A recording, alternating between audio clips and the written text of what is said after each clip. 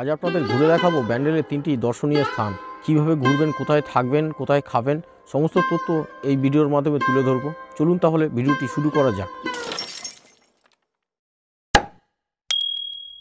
Sealdah Katwa local ধরে বিধাননগর থেকে আসলাম আমি ব্যান্ডেলে। এখন এই 7 নম্বর প্ল্যাটফর্মে এসে নামলাম বিধাননগর থেকে এসে। আর আপনারা হাওড়ার দিক থেকে আসতে হলে হাওড়া কাটোয়া লোকাল এবং হাওড়া বর্ধমান এই ট্রেনগুলো ধরে ব্যান্ডেলে খুব সহজে চলে আসতে পারবেন। এবং বিধাননগর থেকে আমার ট্রেনের ভাড়া পড়েছিল 10 টাকা। আজ আপনাদের ঘুরে দেখাবো ব্যান্ডেলের 3টে দর্শনীয় স্থান: লাহিড়ী বাবা আশ্রম, ব্যান্ডেল চার্চ এবং ব্যান্ডেলের ইমামবাড়া। চলুন কীভাবে ঘুরবো সেটা আজকে আপনাদেরকে দেখাচ্ছি ঘুরে। আর এখান থেকে বেরিয়ে 1 নম্বর প্ল্যাটফর্মে যাব, ওখান থেকে গিয়ে টোটো ধরে লাহিড়ী বাবা আশ্রমে যাব। আর কত কী ভাড়া নেয় সেটা 1 নম্বর প্ল্যাটফর্ম থেকে বেরিয়েই জানাচ্ছি আপনাদের। চলুন তাহলে সাথে থাকুন, ভিডিওটা দেখতে থাকুন। এটা হচ্ছে 1 নম্বর প্ল্যাটফর্মের টিকিট কাউন্টার। আর এই ব্যান্ডেল প্ল্যাটফর্মটি এখন করা হয়েছে ব্যান্ডেল চার্চের আদলে। আর ওই ওভারব্রিজ থেকে নেমে আসলাম এখান থেকে। আর সামনেই হচ্ছে টোটো, অটো সব দাঁড়িয়ে আছে, রিক্সা দাঁড়িয়ে আছে। চলুন আগে কিছু টিফিন করে নিই, তারপরে আমরা টোটো অটো কি ভাড়া নেয় সেটা আপনাদের দেখাচ্ছি। আর এই টিকিট কাউন্টারের বাইরে কিন্তু অনেক ব্রেকফাস্ট করার আপনারা ছোট ছোট দোকান পেয়ে যাবেন। এখানে অনেকগুলো দোকান আছে। চলুন এখান থেকে একটু ব্রেকফাস্ট করে নিই, তারপরে আপনাদের দেখাচ্ছি টোটো অটো বা যা পাই কোথা থেকে ধরবো সেটাও আপনাদের দেখিয়ে দিচ্ছি। চলুন। সামনেই হচ্ছে ব্যান্ডেল রেল স্টেশন। এই 1 নম্বর প্ল্যাটফর্ম থেকে বেরিয়ে বাঁদিকে আসলেই এখানেই হচ্ছে অটো পেয়ে যাবেন এই লাহিড়ী বাবা স্টেশন যাওয়ার জন্য। আর অটো ভাড়া এখান থেকে লাহিড়ী বাবা স্টেশন 20 টাকা নেয়, আর 5 কিলোমিটার রাস্তা। চলুন তাহলে লাহিড়ী বাবা মন্দিরে গিয়ে আপনাদের সঙ্গে দেখা হচ্ছে। এটা হচ্ছে দিল্লি রোড কানেক্টার। এখান থেকে ঢুকে যাবো লাহিড়ী বাবার আশ্রমের দিকে। আর ব্যান্ডেল থেকে অটো করে এসে নামলাম। আর এই যে এখানে লেখা আছে রাজহাট মহাশয়পাড়া লাহিড়ী বাবা আশ্রম, এই দিকটায় হেঁটে যেতে হবে। আর লাহিড়ী বাবা আশ্রমের কাছে গিয়ে আপনাদেরকে দেখাচ্ছি। চলুন। আর এখান থেকে অটো ভাড়া নিলেও 15 টাকা। আর লাহিড়ী বাবা আশ্রমের কাছে যদি নামায় তাহলে 20 টাকা নেবে। এই অটোটা অন্য রুটে যাচ্ছিলো, তা আমাকে বললো হেঁটে এখান থেকে বেশিক্ষণ লাগবে না, 2 মিনিটের মতো রাস্তা। চলুন দেখাচ্ছি আর লাহিড়ী বাবা আশ্রমের কাছে গিয়ে। এখন আমি লাহিড়ী বাবা আশ্রমের সামনে চলে এসেছি। আর ব্যান্ডেল থেকে লাহিড়ী বাবা আশ্রমটি 5 কিলোমিটার দূরত্ব। আর ভাড়া নিল অটোয়, আমাকে একটু আগে নামিয়ে দিল, 2 মিনিটের রাস্তা, ওখানে 15 টাকা। আর লাহিড়ী বাবা আশ্রমের সামনে আসতে গেলে আপনার ভাড়া নেবে 20 টাকা। চলুন লাহিড়ী বাবা আশ্রমের গেটের সামনে গিয়ে আপনাদের দেখাচ্ছি। লাহিড়ী বাবার পুরো নাম হলো শ্যামাচরণ লাহিড়ী। আর লাহিড়ী বাবার জন্ম 30শে সেপ্টেম্বর 1828 সালে। চলুন আশ্রমের সামনে চলে এসেছি, ভিতরে গিয়ে ঢুকাচ্ছি। আর আশ্রমে ঢোকার জন্য কোনো এন্ট্রি ফি নেই। আর ভোগ প্রসাদের কী কুপন, কত কী মূল্য আছে সবই জানাচ্ছি আপনাদের ডিটেলস। আর এই আশ্রমের সামনে এরকম দোকান পেয়ে যাবেন খাওয়া দাওয়ারের, দুপুরের চা কফি সবই। এবং সামনেই হচ্ছে বিশাল বড় আমের বাগান। আর এখানে গাড়ি পার্কিংয়েরও জায়গা রয়েছে, আপনারা যদি নিজেদের গাড়ি নিয়ে আসেন এখানে রাখতে পারবেন। আর এখানে টোটো স্ট্যান্ড এমনি রয়েছে, যেটা আপনারা ব্যান্ডেল স্টেশনে চলে যেতে পারবেন এখান থেকেই।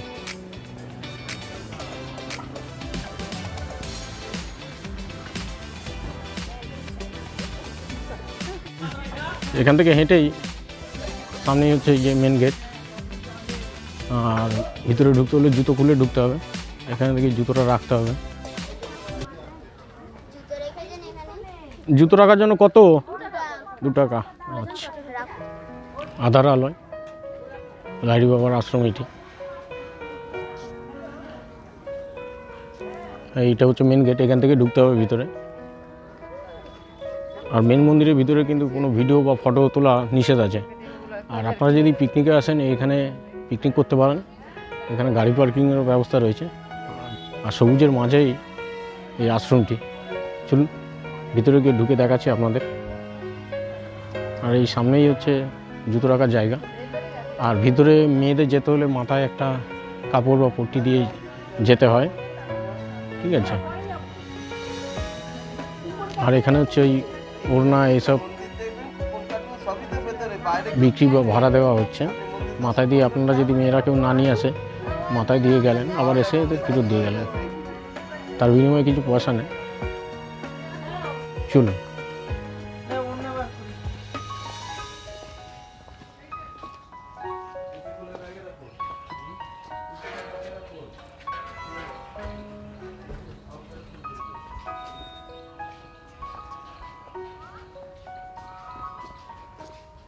রাজার শীতকালীন কিছু বাৎসরিক উৎসবের এখানে একটা বোর্ড দেওয়া আছে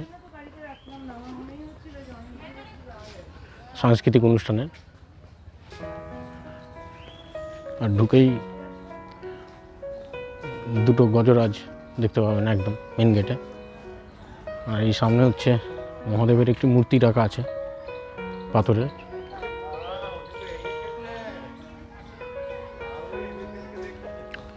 আর এরকম সুন্দর দৃশ্য দেখতে পাবেন রাস্তার। চলুন। আর এই বাঁ দিকটায় গোলাপের বাগান দেখুন, কত সুন্দর গোলাপ হয়ে আছে। ডান দিকেও গোলাপ আছে।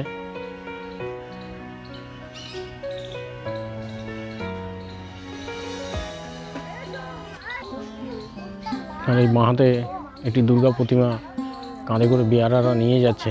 তারই এসছি তো কোথায় এই যে হ্যাঁ এসো।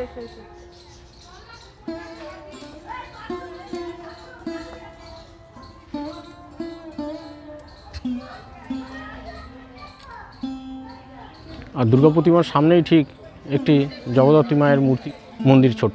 চলুন মন্দিরটি একটু দেখাচ্ছি আপনাদের।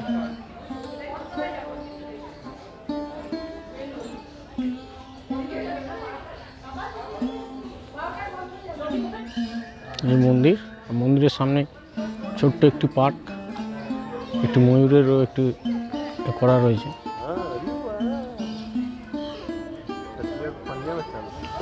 আর এই লাহিড়ী বাবা আশ্রমের ভিতরেও এখানে জুতো খুলে রাখতে পারেন আপনারা।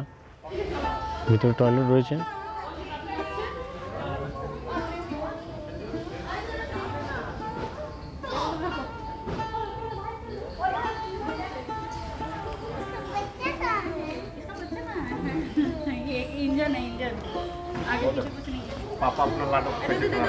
আর সামনে বাচ্চাদের এখানে দোলনাও রয়েছে কিছুটা, বাচ্চাদেরও ভালো লাগবে। প্রসাদের কুপনটা দেয়। চলুন।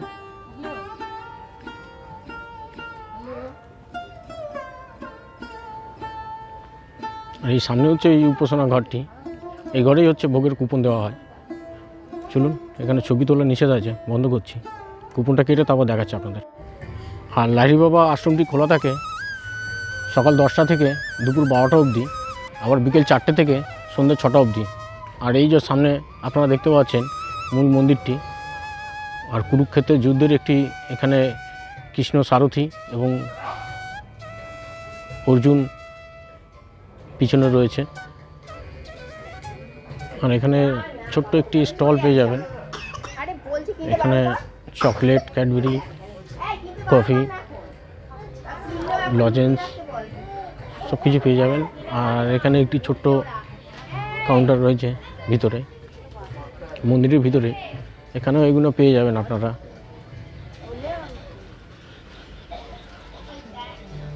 বাচ্চাদের ইমিটেশন জিনিসপত্র, ছোটো ছোটো চেয়ার করে বসার জায়গা রয়েছে। এখানে একটি ছোট্ট মন্দির মতন রয়েছে, দেখি চলুন কি আছে দেখাচ্ছি আপনাদের। একটি হোম করা আছে।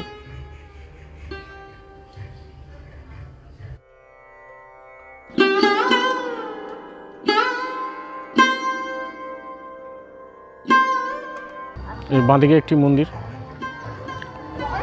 আর ডান দিকেও একটি মন্দির রয়েছে। আর এটা হচ্ছে মূল মন্দির লাহিড়ী বাবা। কৃষ্ণ রথ চালাচ্ছে আর অর্জুন তীর নিয়ে আছে।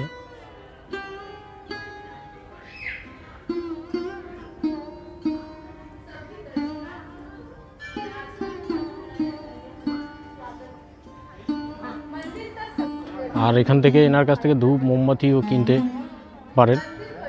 সামনে বসে আছে টুল নিয়ে একটি। মন্দিরের ভিতরে প্রবেশ করব এখন।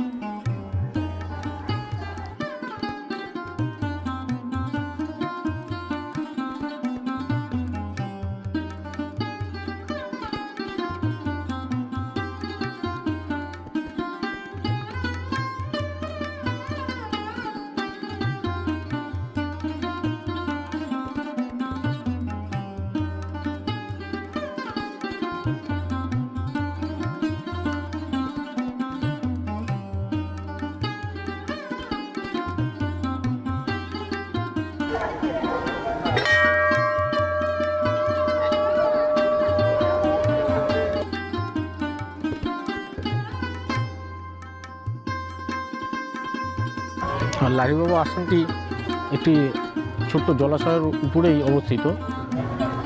আর এই জলের উপর থেকে একটি ছোট্ট ব্রিজ মতন করা, এখান থেকেই হেঁটে যেতে হয়।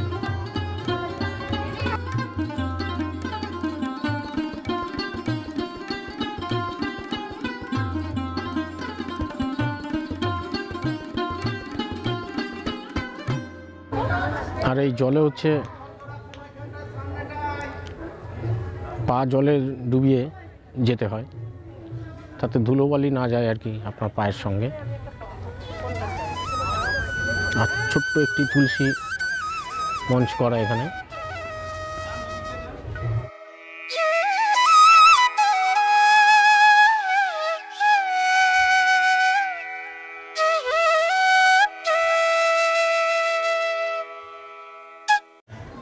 আর মন্দিরের বাঁদিকে একটি ছোট্ট মন্দির আছে, আর ডান দিকে একটি আছে। চলুন বাঁদিকের মন্দিরটি কোন কোন দেবতা আছে সেটা একটু দেখি।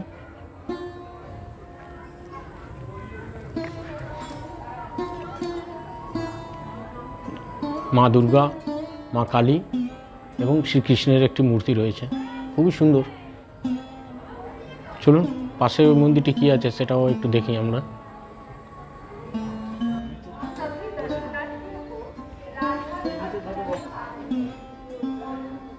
আর এই মন্দিরটার ভিতরে রয়েছে রাম, সীতা ও লক্ষ্মণের একটি মূর্তি, আর নিচে হনুমানজির একটি ছোট্ট মূর্তি রয়েছে। হ্যাঁ রামেশ্বরপুর পান্ডুয়ার ওই সাইডে। এই মন্দিরে কি আগে এসছেন? না, এই প্রথম। যে মন্দিরটা ঘুরে কেমন লাগছে? খুব সুন্দর লেগেছে, মানে স্বর্ণ মন্দিরকে মনে করি। হ্যাঁ হ্যাঁ হ্যাঁ, স্বর্ণ মন্দিরের আদলে তৈরি এই মন্দিরটি। হ্যাঁ, মানে একা এসছেন না ফ্যামিলি নিয়ে এসছেন? একাই এসছেন। শুনেছি আর কি, আমাদের ফ্যামিলির কেউ কেউ গিয়ে এসেছিল। আচ্ছা আচ্ছা, হ্যাঁ, তারাই গল্প করেছিলাম। ঠিক আছে, আজকে ঘুরে আসি। হ্যাঁ হ্যাঁ হ্যাঁ, ঠিক আছে ঠিক আছে। হ্যাঁ দাদা, আপনার নামটা বলুন। নবকুমার মালিক। আচ্ছা আচ্ছা, ঠিক আছে, রামেশ্বরপুর, হুগলি। ঠিক আছে, ধন্যবাদ দাদা। লাহিড়ী বাবা মহাশয় নামে বেশি পরিচিত। লাহিড়ী বাবা একজন ভারতীয় যোগী এবং মহাবতার বাবাজির শিষ্য ছিলেন। 1860 সালে তিনি ক্রিয়াযোগ ও যোগ বিজ্ঞানকে পুনরুজ্জীবিত করেছিলেন। লাহিড়ী মহাশয় যুক্তেশ্বর গিরিরও গুরু ছিলেন। মূল মন্দিরের ভিতরটা খুবই সুন্দর, আমি দর্শন করে বার হলাম। আর ভিতরে রয়েছে মহাবতার বাবাজির মূর্তি এবং নিচে রয়েছে লাহিড়ী বাবার মূর্তি এবং ওনার স্ত্রীরও মূর্তি রয়েছে এবং একটি শিবলিঙ্গ রয়েছে। এবং মূল মন্দিরের উপরেই বাঁদিকে একটি মন্দির রয়েছে ছোট্ট, এবং তাতে ব্রহ্মা, বিষ্ণু, মহেশ্বরের একটি মূর্তি, এবং ডান দিকে একটি ছোট্ট মন্দির রয়েছে, তাতে রয়েছে সরস্বতী এবং গণেশেরও একটি মূর্তি রয়েছে। আর ভিতরটা খুবই সুন্দর, শান্ত স্নিগ্ধ পরিবেশ, খুবই ভালো লাগবে আপনাদের এসে। এবং মন্দিরের পিছন দিকে রয়েছে একটি জগন্নাথ দেবেরও একটি মূর্তি রয়েছে এবং রাধাকৃষ্ণেরও মূর্তি রয়েছে। আর চলুন এখন বেরোবো। আর এনাদের থাকারও জায়গা রয়েছে একটি গেস্ট হাউস, সেটাও আপনাদের দেখাচ্ছি। চলুন তাহলে। এখন লাহিড়ী বাবা মেন মন্দির থেকে বেরিয়ে আসছি। এখন ভোগ প্রসাদ দেওয়া হয় ঠিক মন্দিরের পিছনে একটি ছোট্ট গেট রয়েছে, এই গেটে। চলুন ওখানে যাচ্ছি। এখানেই হচ্ছে এই মুক্ত মঞ্চ, বাৎসরিক সাংস্কৃতিক অনুষ্ঠান এখানেই হয়, একটি ছোট্ট মঞ্চ করা। এই মন্দিরে প্রথম এসছেন? আচ্ছা আচ্ছা। আর সালকিয়া থেকে আসছেন? কেমন লাগলো মন্দির ঘুরে? খুব ভালো লেগেছে। যা, আমি এই ইউটিউব চ্যানেলেই দেওয়া হবে এটা। হ্যাঁ, আর আপনাদের নামটা যদি একটু বলেন। সমর গাঙ্গুলি। সমর, ঠিক আছে, ধন্যবাদ ধন্যবাদ।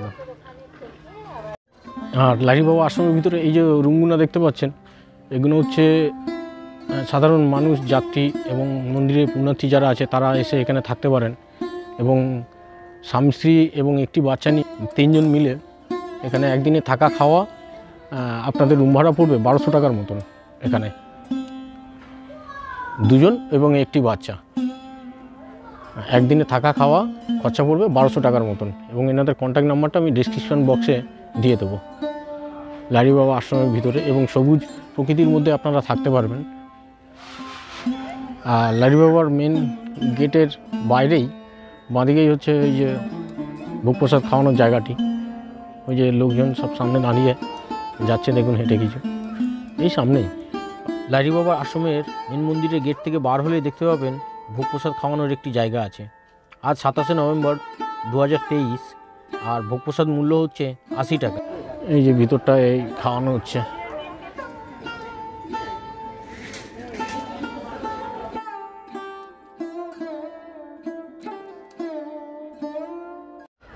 ভোগের প্রসাদ খেয়ে বার হলাম, খুবই ভালো এবং পরিমাণ মতন ছিল। আপনারা যত খুশি খেতে পারেন, কোনো অসুবিধা নেই। চলুন তাহলে আপনাদের সঙ্গে দেখা হচ্ছে ব্যান্ডেল চার্চে গিয়ে।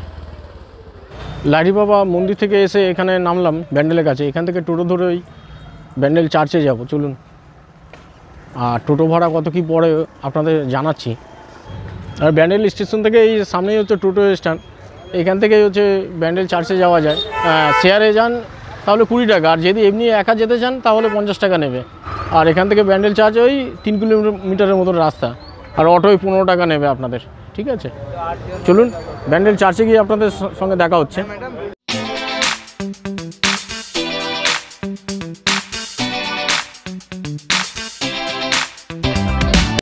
এই ব্যান্ডেল চার্চের সামনে আমরা চলে এসেছি, আর এই যে হচ্ছে সামনে মেন গেট। চলুন মেন গেটের ভিতরে ঢুকে দেখাচ্ছি এবং খোলার টাইমিংটাও দেখাবো আপনাদের, কটায় খোলে এবং কটায় বন্ধ হয়।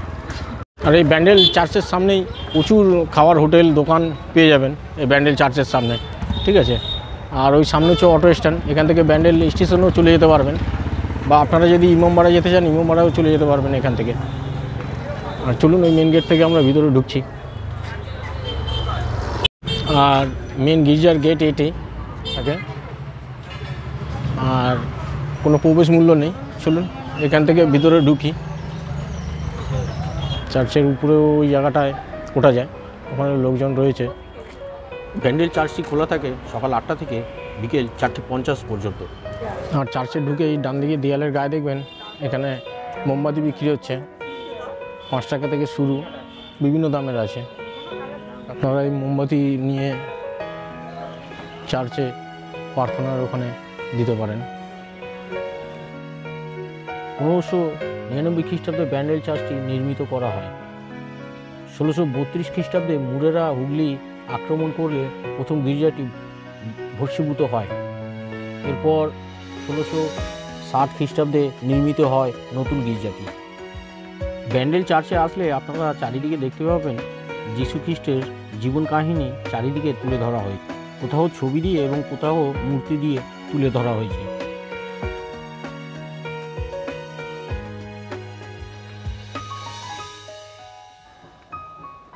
আর এই ঘরটিতে জাহাজের একটি বিশাল মাস্তুল রাখা আছে, আপনাদের দেখাচ্ছি।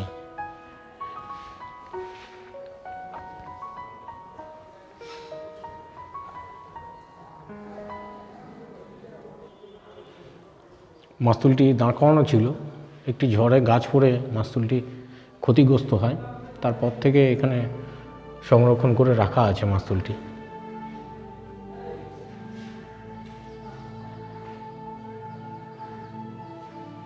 পর্তুগিজ ভাষায় ব্যান্ডেল শব্দের অর্থ হলো জাহাজের মাস্তুল। এই মাস্তুল থেকেই ব্যান্ডেল শহরের নামকরণ হয়।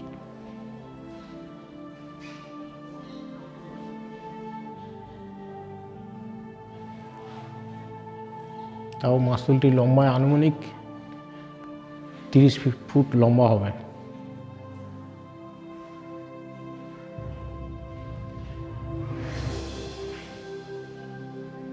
চলুন চার্চের বাইরে বাগানটা একটু ঘুরে দেখাই।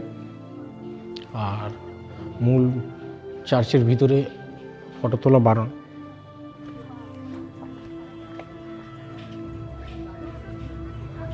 আর এখানে আপনারা মোমবাতি ধূপকাঠি এনে এখানটায় জ্বালাতে পারেন। এখানে মা মেরির একটি মূর্তি।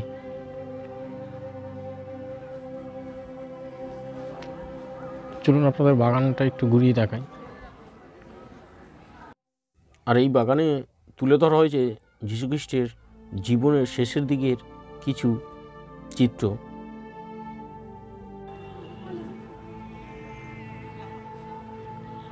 ক্রিসবৃদ্ধ যীশুখ্রিস্ট।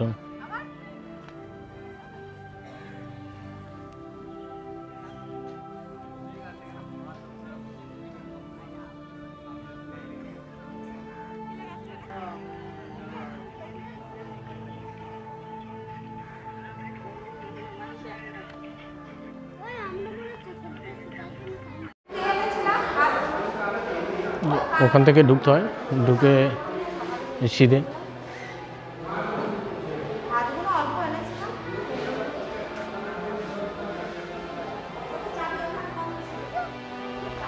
আর উপরে ওটা সিঁড়ি ওইটা দেখাচ্ছি। চলুন ভিতরটা দেখে আসি, তারপর উপরে উঠে দেখাচ্ছি আপনাদের। এটা হচ্ছে সামনে গিয়ে ডান দিকে চার্চের এটা, আর চার্চের ভিতরটা হচ্ছে এই যে বসার জায়গা। ভিতরে ফটো তোলা নিষেধ আছে, তাই ভিতরটা আরও আপনাদের দেখাচ্ছি না। এই সামনে আর এখানে কিছু যীশু খ্রিস্টের ছবি তুলে ধরা আছে, কিছু বাণী এখানে লেখা আছে। এখানেও এরকম ওয়ালে কিছু যীশু খ্রিস্টের ছবিও এবং বাণী আপনারা দেখতে পাবেন দেয়ালের দুপাশেই রাখা।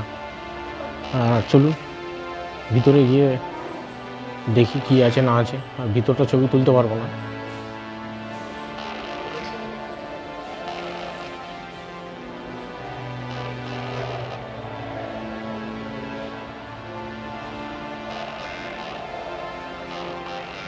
এখানে নোটিশ,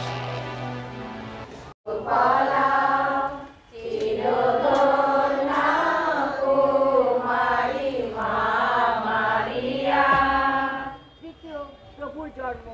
এসব বেথেল নগরে একটি গোয়াল ঘরে যিশুর জন্মের নিগুড় তত্ত্বটি ধ্যান করি। আমাদের সর্বস্ব পিতা, তোমার নাম উন্নত হোক, তোমার রাজ্য প্রতিষ্ঠা হোক, তোমার ইচ্ছা যেমন স্বর্গে তেমনি মর্তে পূর্ণ হোক। আমাদের দৈনিক আহার আমাদেরকে দাও, এবং আমরা যেমন অপরাধে ক্ষমা করি।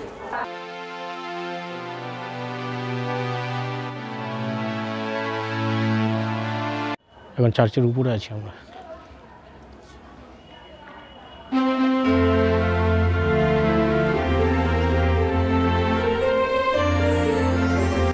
ব্যান্ডেল চার্চের উপর দিয়ে দেখুন জুবলি ব্রিজটা দেখা যাচ্ছে, আর এদিকে হচ্ছে হুগলি নদীটিও দেখা যায়।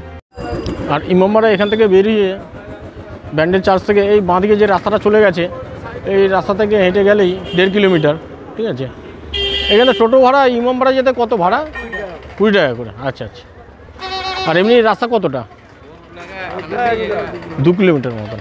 আচ্ছা, ধন্যবাদ দাদা। আর ইমামবাড়ায় গিয়ে আপনাদের সঙ্গে দেখা হচ্ছে। আমি এখন হুগলি ইমামবাড়ার সামনে চলে এসেছি ব্যান্ডেল চার্চ থেকে হাঁটতে হাঁটতে। ওই ব্যান্ডেল চার্চ থেকে হেঁটে 15 মিনিটের মতো লাগলো আমার হেঁটে আসতে। আর এটি হচ্ছে হুগলি জেলায় অবস্থিত। আর এটি হলো শিয়া মুসলিম ইমামবাড়া ও মসজিদ। চলুন ভিতরে গিয়ে দেখাচ্ছি। আর এই টাওয়ারটি হচ্ছে 155 ফুট উচ্চতা। আর এই সামনেই হচ্ছে মেন গেট, এখান থেকে প্রবেশ করতে পারবেন। আর এখানে পার্কিং করার জায়গাও রয়েছে। আর সামনে টোটো স্ট্যান্ড, এখান থেকে হুগলি ঘাট স্টেশনেও আপনারা চলে যেতে পারবেন। এই যে টোটো স্ট্যান্ড বা ব্যান্ডেল চার্চ বা ব্যান্ডেল স্টেশন চলে যেতে পারবেন। আর এই যে মেন গেট। আর ঢুকতে সম্ভবত 10 টাকা এন্ট্রি ফি। হ্যাঁ, ওখানে বোর্ড দেওয়া রয়েছে।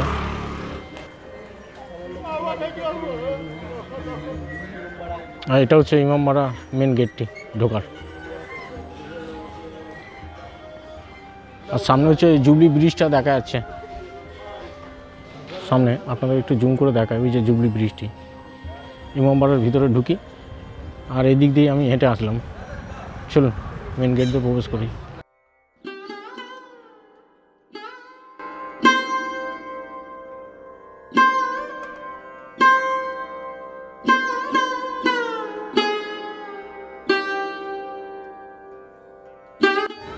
এদের টিকিট কাটতে হবে, টিকিটটা কেটে নিই।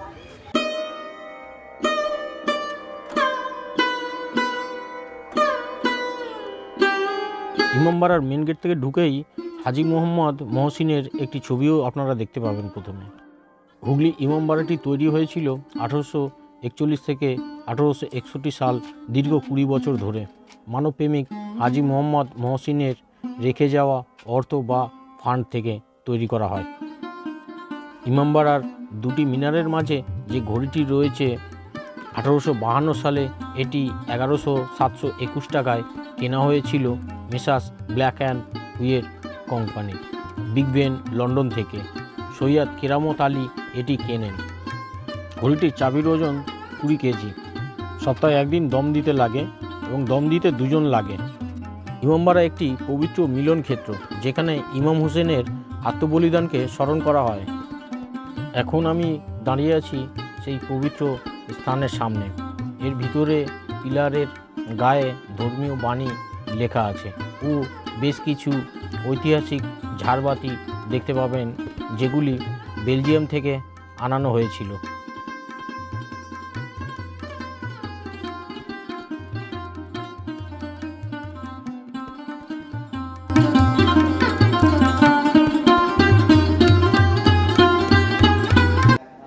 ঘড়ির এখন দেখুন অ্যালার্ম পড়ছে, ঘন্টা বাজছে, এই যে পিছনে ঘড়িটি। চলুন এবারে আমরা সূর্য ঘড়িটা দেখে আসি। ঠিক ইমামবাড়ার এই পেছন দিক থেকে যেতে হয়, গঙ্গার পাড়েই হচ্ছে সূর্য ঘড়িটি রাখা আছে, ইমামবাড়ার ঠিক পেছনে। চলুন আমরা সেদিকে যাচ্ছি। এই যে অ্যারো দেওয়া আছে দেখুন, সান ক্লক। চলুন ওটা আপনাদের একটু দেখিয়ে দিই। আর পিছনেই হচ্ছে হুগলি নদী বয়ে চলেছে, খুবই সুন্দর। চলুন। আর এই গঙ্গার ঘাটের কাছে আছে সূর্য ঘড়িটি,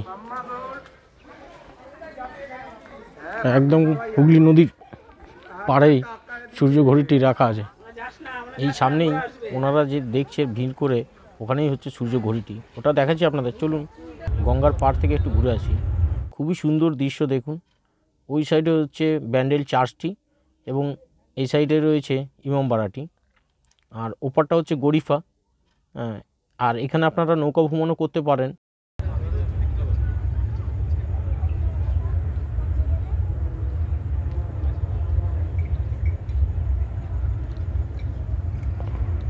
আর এই নৌকায় করে ঘোরান, তার জন্য কত কি চার্জ নেন? একজন 70 টাকা করে, এক একজন 70 টাকা। দুজন হলেই 250। 250 টাকা। টোটাল কতজন যাওয়া যায় একসঙ্গে? 6 জন। 6 জন, একসঙ্গে 6 জন। আসুন, নৌকো আছে, নৌকো করে ঘোরাবে, আসুন।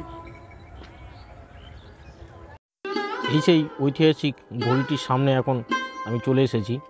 দেখুন কত সুন্দর দেখতে। এর উপরে যে পাথরের অংশটি দেখছেন, এটা আগে পেতলের ছিল, চুরি হয়ে যাওয়ার পরে এটাকে লাগানো হয়েছে। তখনকার সময় এই ঘড়ির উপর সূর্যের আলোর ছায়া দেখে সময় বলা হতো।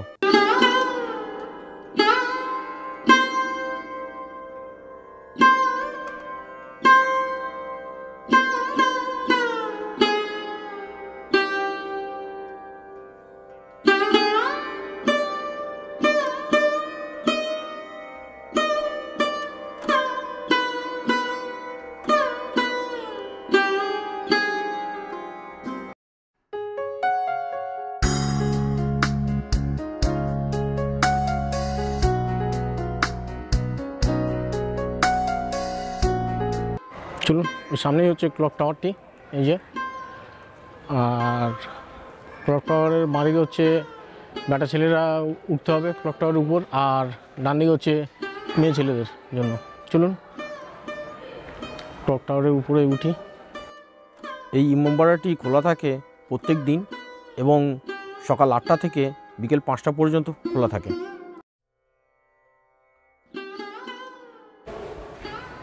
এই যে ক্লক টাওয়ারের উপরে, এই যে।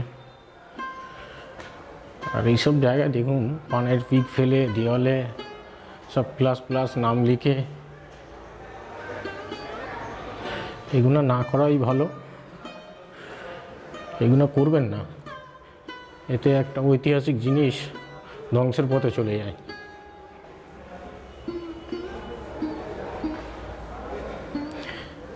ওপাশে যে মেয়েদের সিঁড়িটি রয়েছে সেম এরকমই।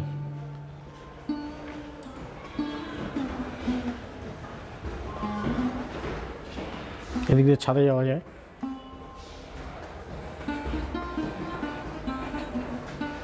আর সিটির এই পোর্টগুলো কিন্তু বেলে পাথর দিয়ে তৈরি, বেলে পাথরের স্ল্যাব একদম।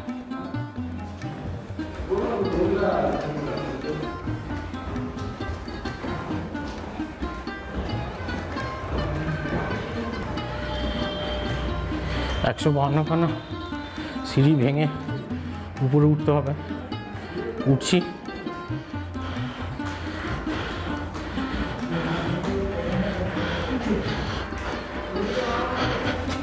আর এখানে ক্লক টাওয়ারে ওঠার সময় আপনারা এই 3টি ঘন্টা দেখতে পাবেন। বড়টির ওজন 80 মণ এবং মাঝারিটা 40 মণ এবং ছোটোটার ওজন 30 মণ। একটু আগেই বাজছিল। চলুন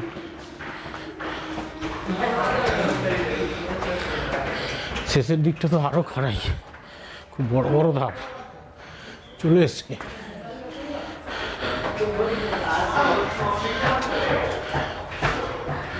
ক্লক টাওয়ার উপর থেকে ইমামবাড়াটি,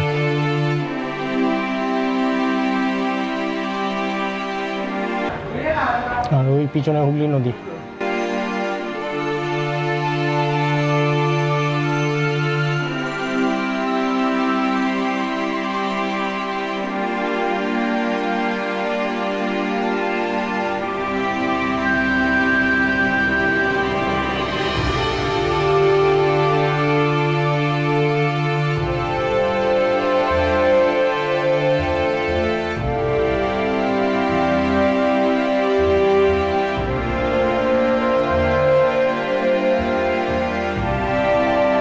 ক্লক টাওয়ার উপরে সব নাম লিখে দেয়ালটা পুরো নষ্ট করে ফেলেছে। চলুন এবারে নিচে নামছি।